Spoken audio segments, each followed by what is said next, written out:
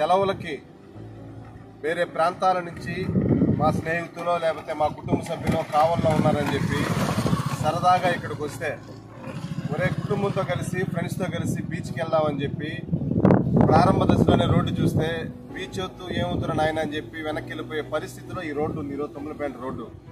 అలాగే ఎవరైనా మొక్కు తీర్చుకోవడానికి ముందర పొట్టెమ్మ దేవాలయానికి వెళ్ళి మనం మొక్కుకున్నాము, ఆ మొక్కు తీర్చుకుందామని చెప్పి కుటుంబంతో సహా స్నేహితులతో సహా ముందర పొట్టెమ్మ తల్లి దగ్గరికి వెళ్ళి మొక్కు తీర్చుకుందామంటే ఆడ మొక్కు తీర్చుకోకముందే ఇక్కడ ప్రయాణం స్టార్ట్ చేస్తే మోర్చిపోయే పరిస్థితిలో ఈ రోడ్డు ఉంది.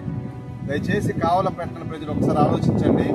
ఎటువంటి నాయకుని మీరు ఎన్నుకుని మోసపోయారో రేపొద్దున దగ్గుమాటి వెంకటకృష్ణారెడ్డి గారికి అవకాశం కల్పించి రేపొద్దున మనం కావలి నియోజకవర్గాన్ని అదేవిధంగా కావలి పట్టణాన్ని ఈ ప్రాంతాన్ని బాగు చేసుకోవడానికి ఒక అవకాశం కల్పించవలసిందిగా వేడుకుంటున్నాం. అబద్ధాలు కాదు, కల్పితాలు కాదు, కళ్ళ ముందు కనిపించే వాస్తవాలు మీరు చూసి రేపొద్దున మంచి నాయకుడు దగ్గుమాటి వెంకటకృష్ణారెడ్డి గారిని మీరు ఎన్నుకోవాల్సిందిగా కోరుకుంటూ సెలవు తీసుకుంటా ఉన్నాం.